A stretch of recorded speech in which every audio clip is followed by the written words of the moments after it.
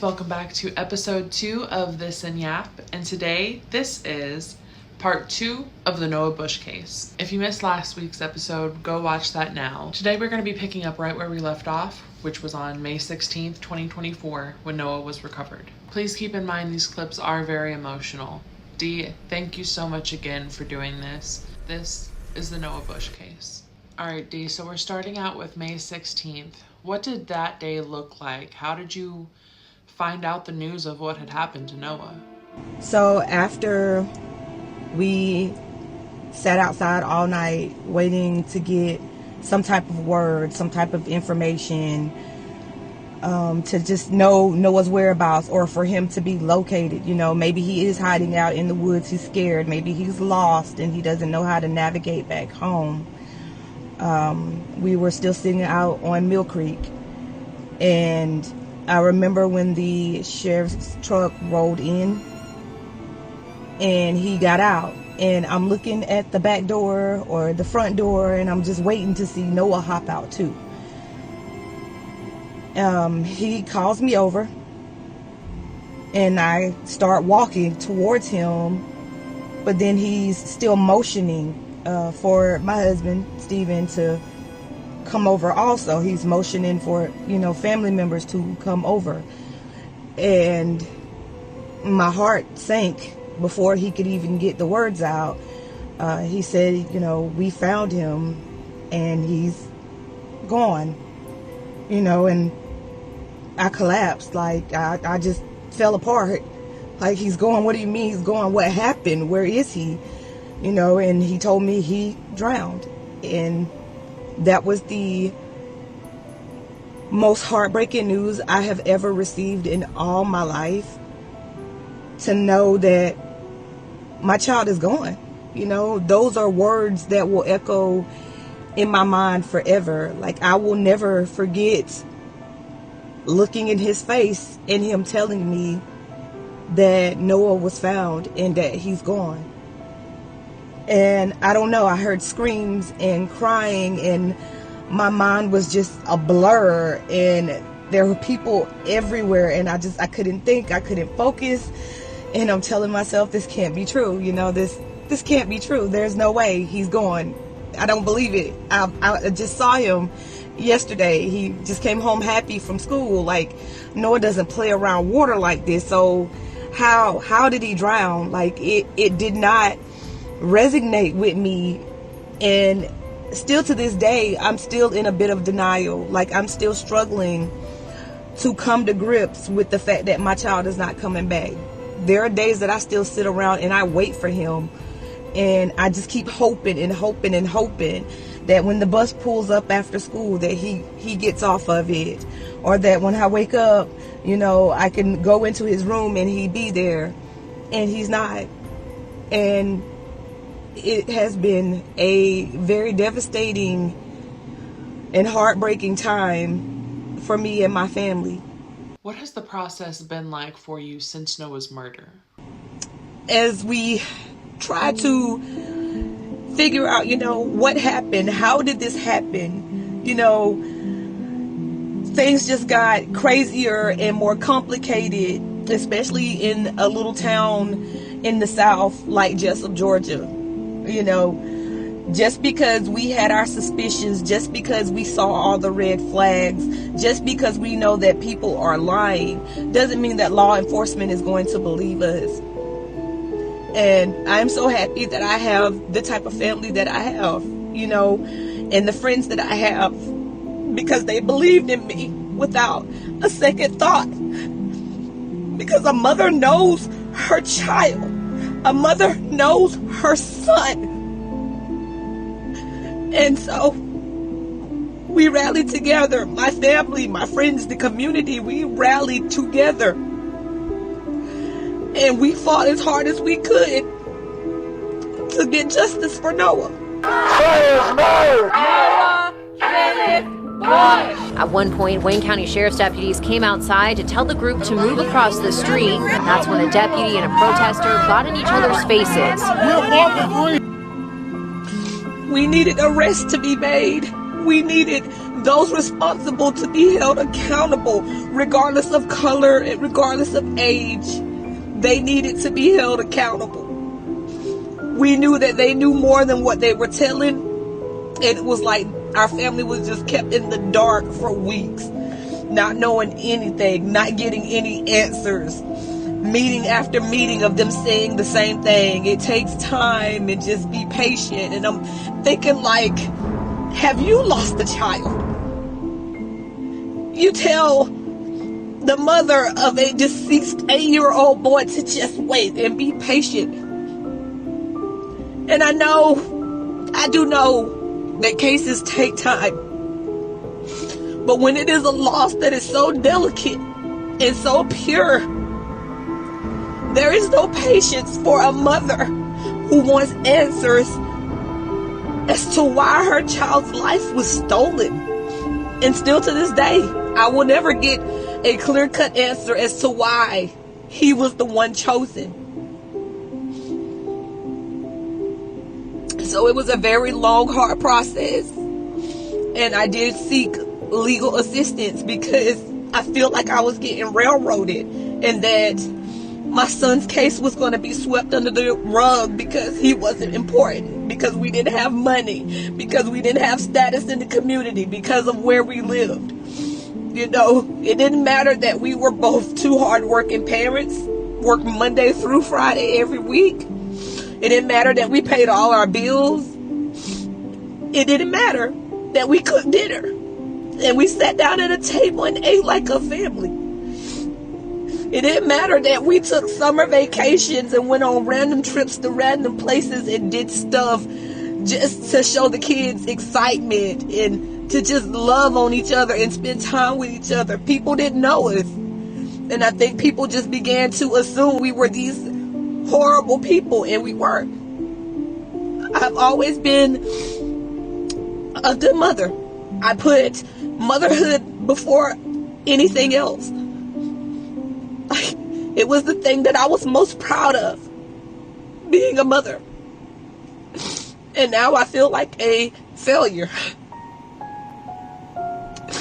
And I live with that. And I have to live with that. Even though I didn't hurt my child. You know, I never caused him any harm. I still feel like I failed him. And I failed as a mom.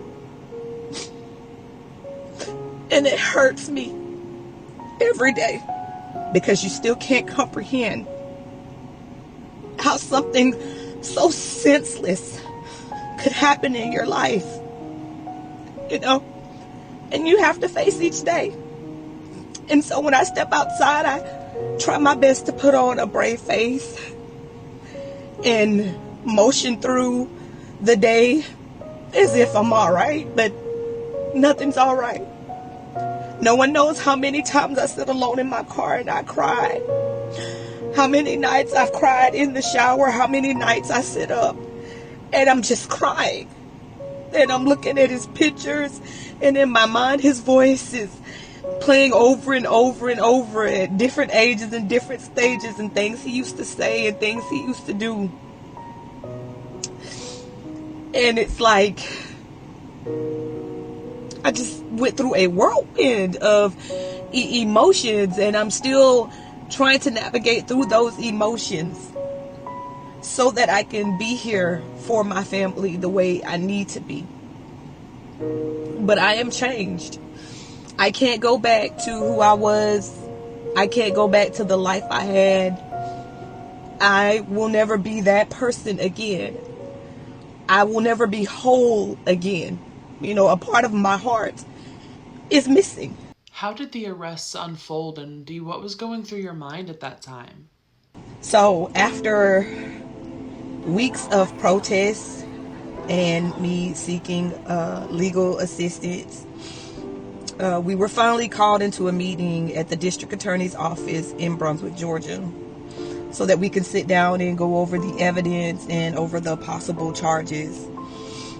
And I'm watching interrogation videos, and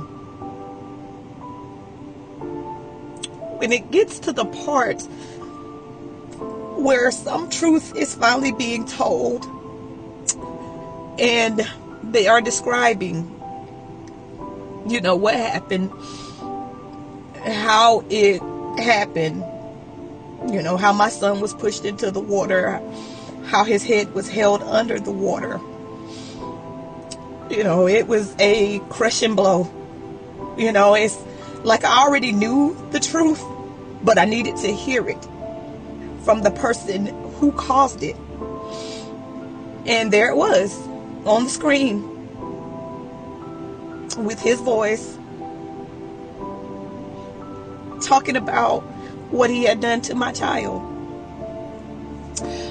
On this same day, arrest was made. Both juveniles had been arrested. They were actually arrested before I even made it to Brunswick to sit down in the meeting.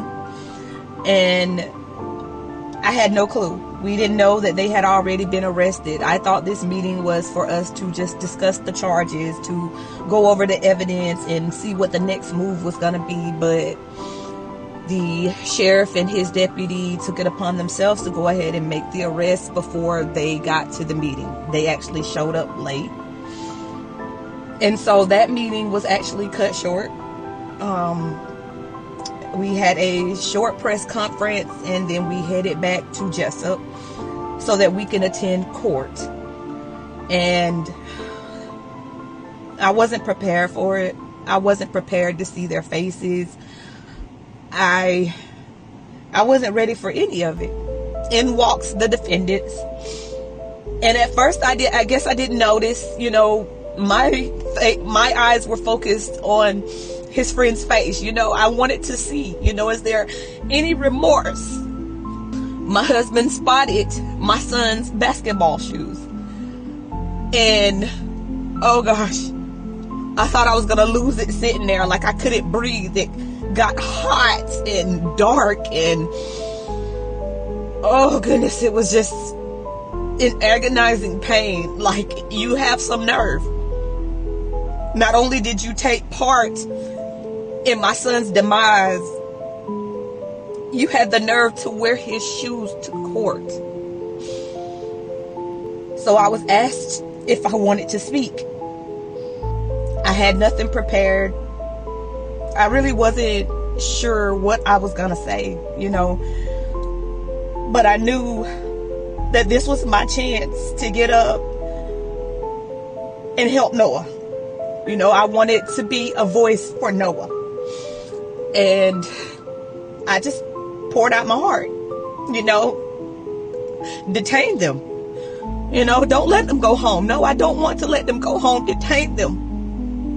Let their moms live without them for just a little while to see the heartache that I've been enduring all these weeks without my child. Unlike me, they get their kids back, but I don't. But I want you to see what it feels like to not be able to go and tuck your child into bed tonight. What it feels like to not sit across the dinner table and listen to him smacking on his food. To not be able to wake up and have your child asking what we're gonna do today. Ready to go out and play, wanting to throw the football around or play basketball. I needed them to know some sense of the hurt that their children had caused me. And thankfully, the judge agreed, and he detained them. I saw no remorse on either of the children's faces or their parents. None until they were going to be detained. That's when the tears started rolling, when they knew that they weren't going home. That day was horrible.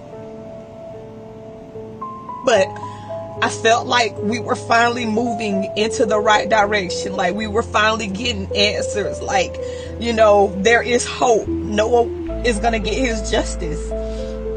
That's what we thought. We thought that he would get the justice that he so rightfully deserved for all he had endured. Like, I can't imagine the fear that he went through that day. I can't imagine how scared he was.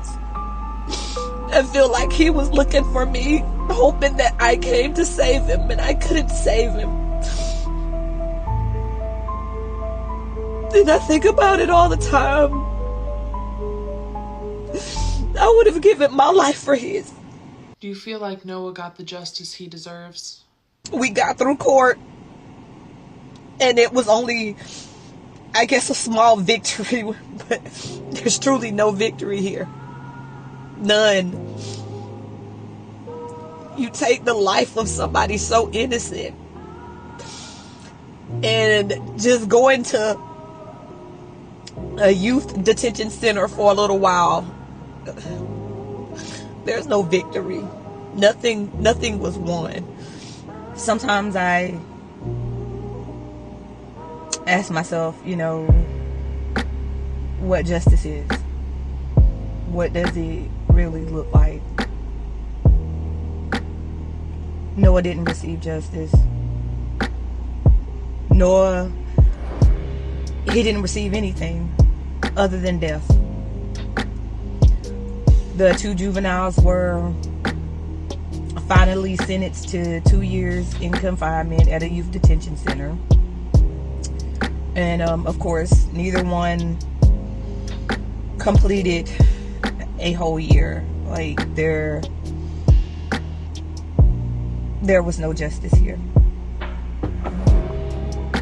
Justice would have been to see them locked up for a long time, separated from any other young kids that could fall victim to unthinkable acts like what Noah had to go through.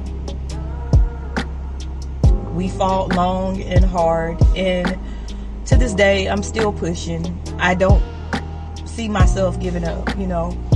My son's motto was, I'll never give up. And as his mom, I have to now take the lead and not give up. I have to keep pushing if I ever want to see changes. The laws in Georgia, when it comes to juvenile offenders, is so backdated and wrong. They feel like that they can fix these kids, yet they release them back into the same home lives that taught them to be the hateful individuals that they are. That's not fixing the issue. They got slaps on the wrist. They're able to come back out into the community, and they're able to reoffend because they know that, hey, we can get away with it. We can kill somebody and we can get away with it. Nothing's gonna get done. We get to go up the road for a few months and have a little therapy, and then we get sent back home. They didn't suffer in any type of way. They are not remorseful for what they've done. And it's sad, to see children go from playing to becoming murderers. And justice actually being an injustice. Noah suffered. I was told that, when he was drowned, that it would have only taken seconds, up to a minute maybe, and that he didn't suffer long. But he suffered. And he was in fear. And he didn't deserve to die afraid. There was no justice here. There were no true victories. No one won. And now there's still two juveniles out here that I feel like are a danger to society. That I feel like should not be walking free like they are, to continue out living life and enjoying summers and enjoying family and things of that nature. And my son doesn't get to do any of it. He would have gone to 4th grade this year. He was so looking forward to playing tackle football for his second year. He was excited. From the time basketball season ended up until he died, he was practicing practically every day because he was looking forward to football season, ready to get back out on that field, wanting to become a star, wanting to be on All Stars. He was willing to put in the work so that he can be great, so that he could make not just us proud, but make himself proud of that accomplishment. And he never got that chance. So when, you talk about justice, Noah never got any. Dee, what's something you wish people understood about juvenile crime and hate crimes? I really need people to realize that hate crimes do happen. Whether it's against somebody because of their sexual orientation or the color of their skin or because of the way they worship God or whatever higher power, hate crimes exist. And they happen more often than not. Juvenile crimes seem to be on an uprise, and it's like they're escalating. Now, from what I know, because I've been raising kids for over 20 years, is that children aren't born hateful. They're not born to hate other people. They are taught these things. These things are instilled into their brains, and because of that upbringing, they feel it's okay to be hateful or mean towards these people, or in my son's case, to kill someone. He's different from us. He's not like us. He's not our color. And it's a very evil world that we're living in. When it comes to crimes of juveniles, they are more delicate because of the age. They assume that children don't know right from wrong. That part of their brain is just not developed. But this is what I know. At 2 years old, Noah knew right from wrong. Now, would he still choose to do certain things wrong? Yes. He'd look at me before he would do them. Just like all of my other kids before him and even my child after him. Kids know right from wrong. And I think that's the biggest misconception when it comes to law. Did they know that it was wrong to take him down to a clay pit, push him into the water, and hold his head under? Of course they knew. Did they know that it was wrong to kill him? Of course they did. But they still chose to do it anyway. People don't look at juvenile crimes the way they look at adult crimes, and I think that that's the issue, that we need to broaden this scope. We need to look deeper into these situations, and harsher punishments need to be brought down, because if they're not, and these kids are getting slaps on the wrist, they will come out and they will continue to reoffend. I'm no doctor. I'm no psychiatrist. I don't work for law enforcement.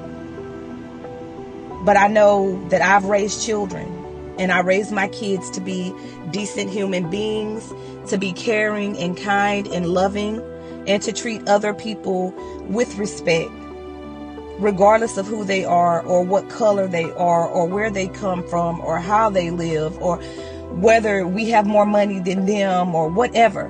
We treat everybody as equal. There really needs to be a deeper look into juvenile crimes and juvenile offenders. A little bit of therapy for a few months does not solve any problems. It doesn't fix the underlying issues, especially if those kids are released right back into the same environment that they come from that taught them these hateful ways. Something really has to change. How has this tragedy changed your perspective on safety, community, and the justice system? Noah's death has changed my perspective on a lot of things. As far as the justice system, I feel like we were failed. I truly believe that justice would prevail, that, you know, those that had harmed him would have to pay for what they did, and that's just not the case. The justice system was not designed to provide the justice that Noah deserves, and unfortunately, due to the laws, there's nothing that I can do about it. As far as the community, all I can say is thank you. You know, I did not expect such a large outpour of love and prayers and people continuing to help motivate me to keep going. You know, I've lived in Jessup my entire life. I don't know a lot of these people that have come into my life. But, you know, they say after the funeral is over, everybody just vanishes. And I'm starting to learn that that is not true. I get random messages on Messenger or text messages, just people still checking on me. You know, letting me know that Noah mattered. They haven't forgot about him. Like, it's a bit uplifting, especially in some of the darkest times, to know that there are people out there that really, truly care. They saw this injustice. They know that I'm a grieving mom, that I'm struggling and battling, trying to navigate through grief as best as I can. And those random little messages here and there, or a hug in a grocery store, it does something to my heart. As far as safety, I don't know how I'm going to allow to grow up and be a happy, carefree friend. You know, I've never been the type of parent to do the spend the nights. That's very rare and random that I would actually let my child, any of my kids, spend the night anywhere. As far as the adult children, of course, they're able to go and come as they please. Just let me know where you are. I have your location locked on Life 360. But as far as he says, he understands that, you know, even though he's 14, that he's not allowed to go to certain places. He's not allowed to stay certain places anymore. I've never left him home alone. Never left Noah home alone. This is something that I've never done. You know, if I have to leave the home, my younger kids have to come with me. And I know that he's at that age where he's able to sit at home for a few hours by himself, but that fear in me just will not allow it. I just can't do it. And so, other than going to school and taking the bus back home, he's not allowed to go anywhere. He seems like he's understanding about the situation. It's not a fight or anything. I was like, you know, your friends are welcome to come here, but because of what happened to Noah, I feel like I have to be more cautious. You know, it doesn't matter that I've gone and met the parent. It doesn't matter that I exchange phone numbers and I know the address. I know where these people live. You know, I knew that stuff with Noah, and tragedy struck. You know, I still lost my son, even though I did the things that I was supposed to do. I met this child's mother. I've gone to this child's house. I've allowed this child to come to my house and my child to go to their house for 2 years. So now safety is just a big thing to me. It always was, but it's even more so now. You know, I have to keep cameras rolling. I have to know where my kids are. So yes, we're all on Life 360. I'm forever checking to make sure, you know, where they are. And it's just to give my heart some sense of peace that I know that they're safe. We have our own family group chat. We talk to each other so that we can keep up with each other and know what's going on. But Noah's death, I mean, it changed my entire perspective on life, on the world, on children, on other parents, and the way they operate. It changed my perspective on so much. My daughter will start school next year, and it is a fear. You know, I have not let her out of my sight. She has never gone to a daycare or anything. She's always been with me. And she's so excited because she wants to ride the school bus. And unfortunately, at her age, I'm just not ready to allow that to happen either. So I'll have to take her to and from school. And I thought public transportation, you know, was a safe route. But with what our family has already endured, I feel like the safest place would be with me, and away from other kids, other influences.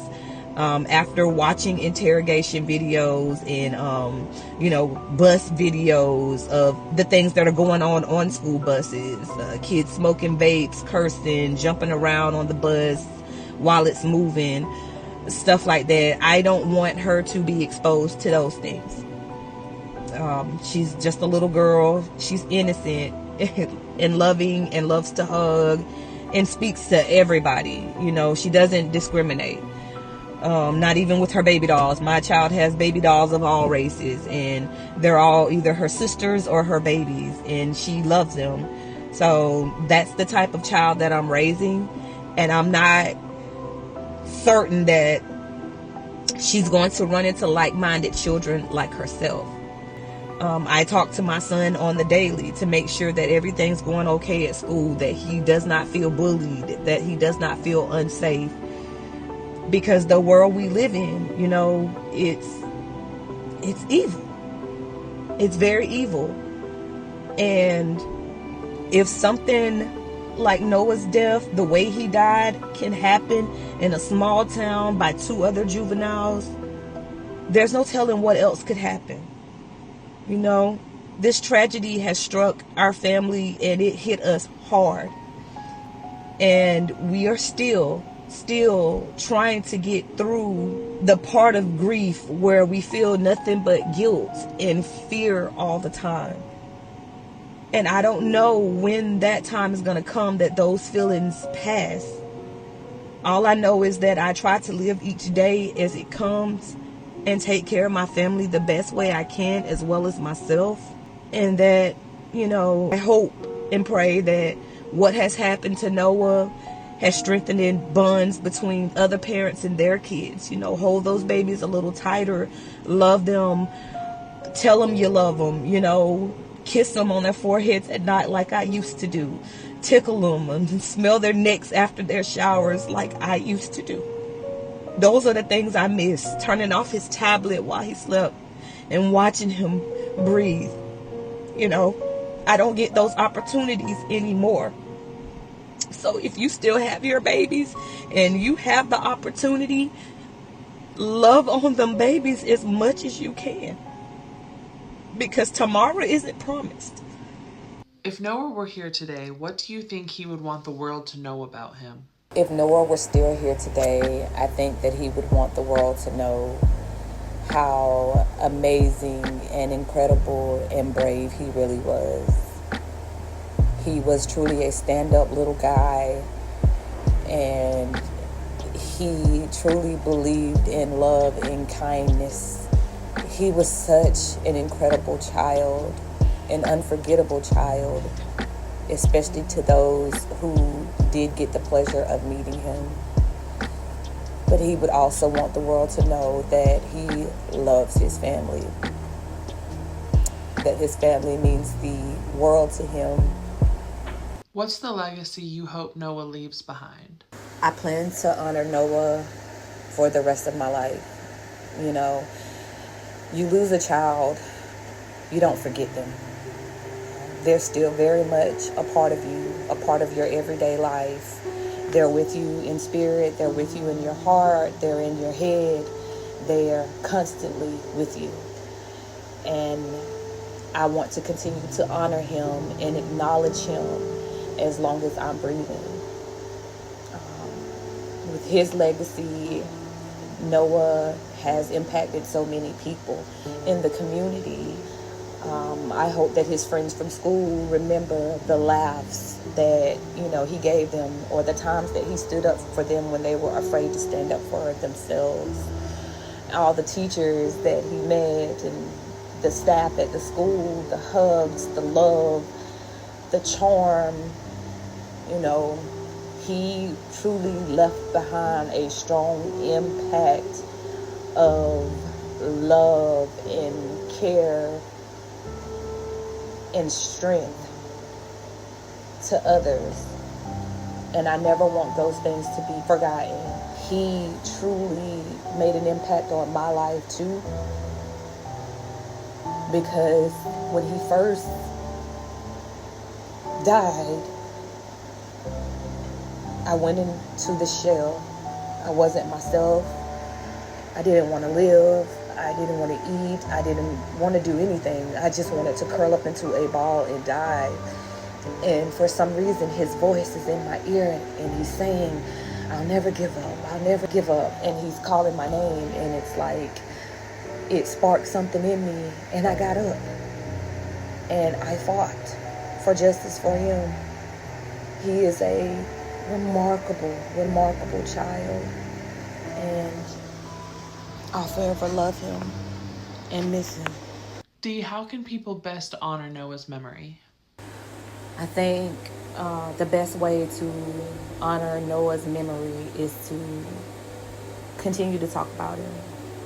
Talk about the things he said that were funny to you. Talk about the things that he did. Talk about how they played basketball together or ran around together. Just talking about him and never letting his memory die is the best way to remember him. It's the same for my household. We talk about him. We don't forget him. We don't leave him out. His name is mentioned every single day. I talk about him every single day. He meant that much to me that I can't go a day without mentioning his name. I can't go a day without thinking about him and what he would be doing, and how much taller he'd be right now. If his voice had changed a little bit by now. I just believe that talking about him and remembering what he went through, and also remembering who he was as a person, who he was to you as an individual. Keep speaking his name. Never stop speaking his name. I will never stop speaking his name. I will continue to honor him, and I hope that all the friends that he met along the way, and people that he interacted with, that they continue to mention his name, that they continue to think of him. Of course, from time to time, we'll have little events to just, show love in his honor. But as an individual person, speak on him, talk about him. Tell us what he did that was so funny, Show us the dance that he did in front of you. Tell us the impact that he had on your life. Never be afraid to speak about Noah. It's not going to hurt me that you're speaking about him. What hurts is when people stop speaking. And I never want that day to come. I never want there to be silence when his name is mentioned. And so we will continue to honor him as long as I'm here, as long as I have breath in my body. And I do pray that the community continues to honor him in their own little special way, whether it's wearing a t-shirt or a pin from time to time with his name on it. For the ones that actually have bumper stickers or decals on their cars, with his name on it. Thank you. That is honoring Noah as well. You honor him in your own way because he impacted everyone differently. And we will never forget him. But we will also never forget what happened to him and how selfish and senseless it was that his life was taken so soon and that he didn't get to live out his dreams. So I'll keep pushing, you know. Our family will keep pushing, and I pray that his friends keep pushing, and just know that he loved y'all. Like, he loved y'all tremendously. He talked about his friends all the time. He called everybody by name, and he spoke so highly of so many of you, little girls and boys, and teachers and staff at school. He had nothing but nice stuff to say. And so, like I said before, honor him in your own way so that his family knows that he is never forgotten and that he was truly loved by so many people. He met with evil, and there's no way to undo what was done. But for the ones that he loved, that truly loved him, that made his happy little 8 years, you know, seem so grand to him. That he was a kid that actually looked forward to school. Most kids didn't look forward to school, but he knew all his friends would be there. And so, just like he made an impact on y'all's lives, y'all made an impact on his. And I'm forever grateful for that. So yes, continue to honor him. Never forget that you had an 8-year-old friend named Noah. I was once told that the next closest pain to death is giving birth to a child. But I have learned that losing a child, having to bury your child, is the next closest pain to death. You never get over it. You never just move on from the loss, that absence, that silence. It sticks with you. I miss my son dearly. And if I had one wish, just one single wish, I'd wish him back to life. Wish him back in my arms. Wish him back next to me. And even though I'm a mom of a lost boy, even though my son is gone, I will forever be Noah's mom. As we come to a close, I want to remind you that Noah's story does not end here. Justice is still being sought, and his family needs our voices. Share his story, use the hashtag #JusticeForNoahBush, and never let the system silence another child like Noah ever again. Thank you guys so much for tuning in, and until next time, remember the stories, remember the voices, and remember the lives behind the headlines. Bye!